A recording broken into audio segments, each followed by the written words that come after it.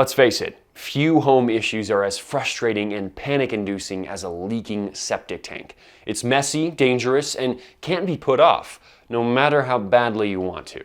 Fortunately, understanding the reasons why your septic tank is leaking is the best way to arm yourself against septic system issues in the future. The first possible reason is an improper installation. Cheap materials and poor workmanship cause septic tanks to break down and leak long before their time. And the worst part is that many homeowners never know because the pipes and tanks are underground. The second likely reason behind leaks is tree roots.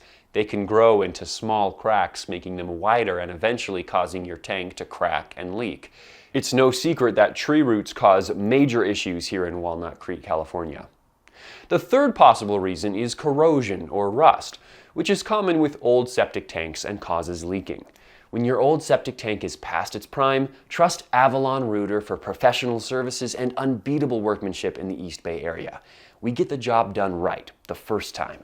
Call us at 510-399-8744 today for superior septic tank replacement.